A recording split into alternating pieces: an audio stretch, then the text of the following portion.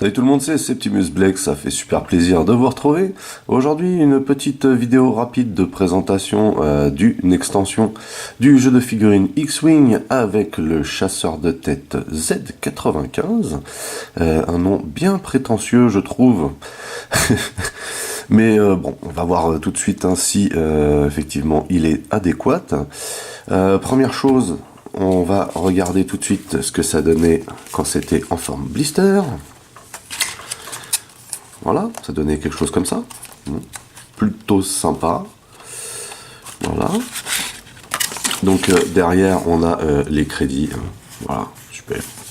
Plein de blabla. Chasseur de tête Z95. Que voici.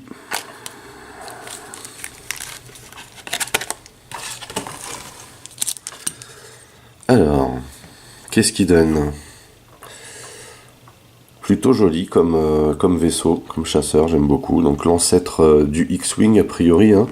Ce vaisseau provient de la littérature Star Wars, et donc existait avant l'arrivée du X-Wing. Voilà, d'où ce look, hein.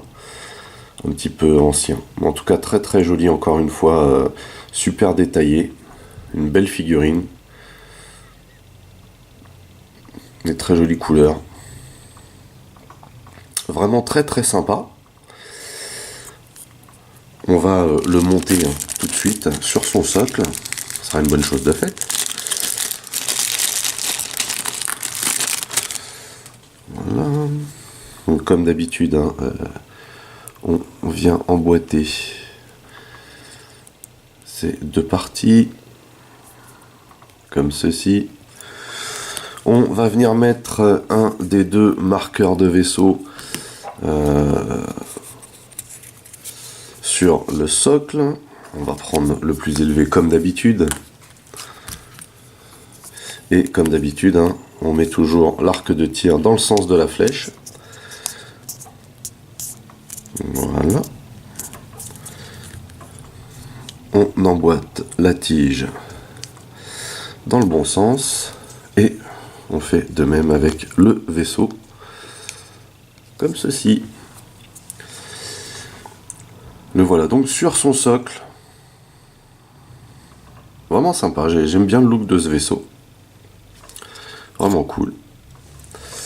Donc on a aussi à l'intérieur, comme d'habitude, hein, la petite fiche où on retrouve le détail du contenu.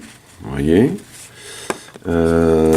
Au dos ici on a un petit historique, hein, et puis on a bien sûr des licences. Et donc au niveau des manœuvres, on remarque tout de suite qu'il n'y a pas énormément de manœuvres qui génèrent du stress, hein, pour ainsi dire aucune, puisque l'unique, hein, étant le fameux demi-tour demi-tonneau.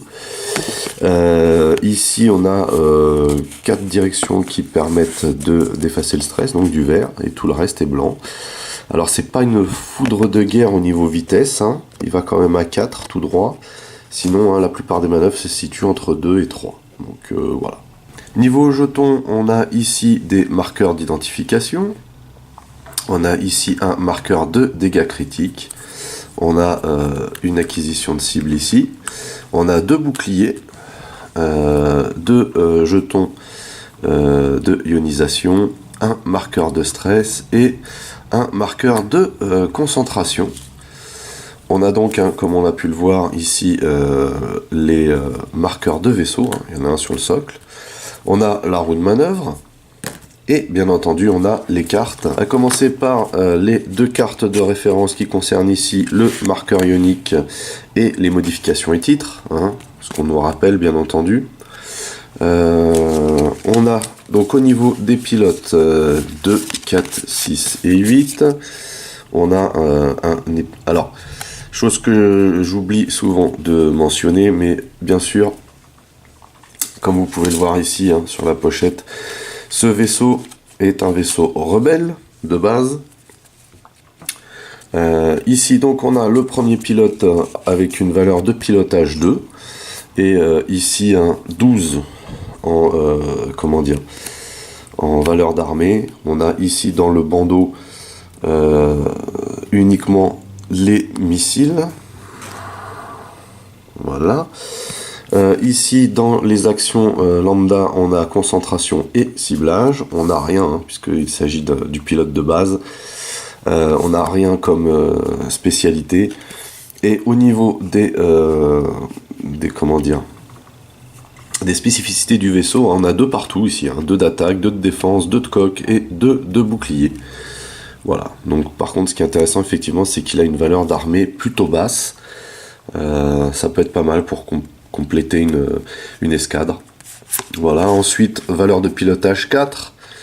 Donc là, on passe de 12 à 13. Hein. On a exactement ce qu'on vient de voir. Et on n'a pas non plus de spécificité. À partir de celle-ci, donc valeur de pilotage 6, on passe à 17. On a une médaille élite ici, toujours les missiles. Donc c'est le lieutenant Blount. Pourquoi pas. Donc il a une petite puce, hein, ça veut dire que c'est un personnage unique. Et lui, il a une spécificité, donc quand vous attaquez, le défenseur est touché par votre attaque, même s'il ne subit pas de dégâts. Donc ça, encore une capacité à combo. Voilà.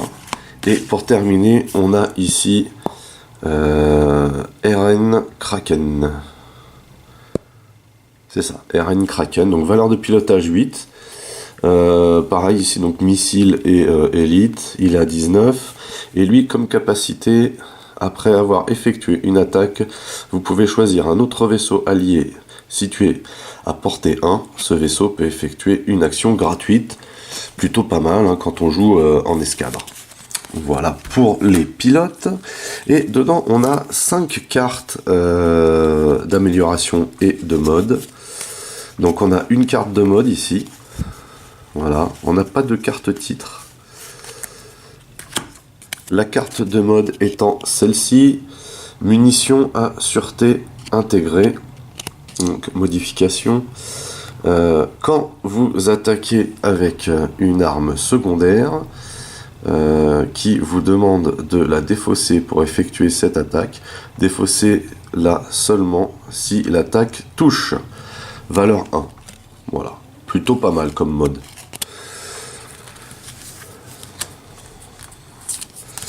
Ensuite, on a donc 2 médailles et 2 missiles, hein, ça tombe bien puisque ce sont les uniques améliorations que le Z95 peut embarquer.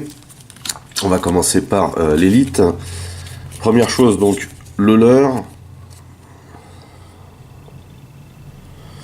Au début de la phase de combat, vous pouvez choisir un vaisseau allié situé à portée 1 à 2.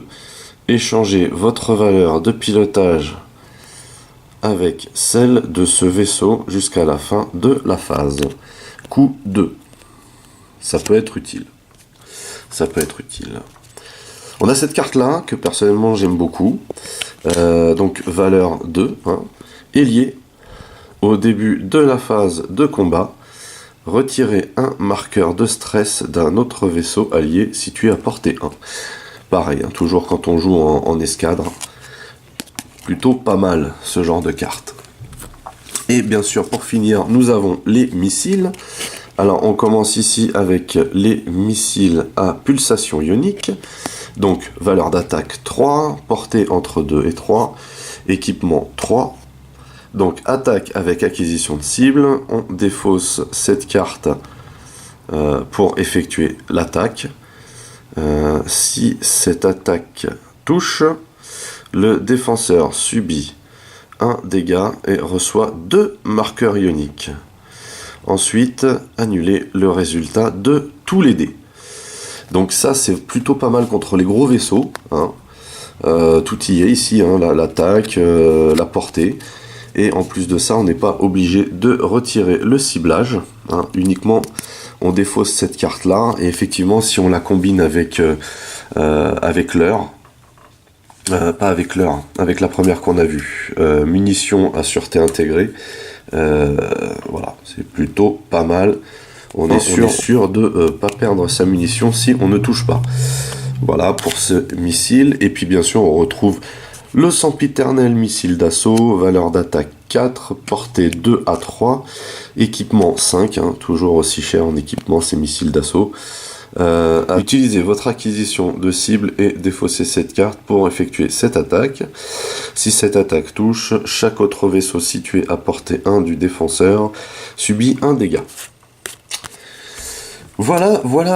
Donc, personnellement, c'est un petit vaisseau que j'aime beaucoup. Alors au départ, je me l'étais procuré pour, comment dire, pour aller avec le Houndstooth, hein.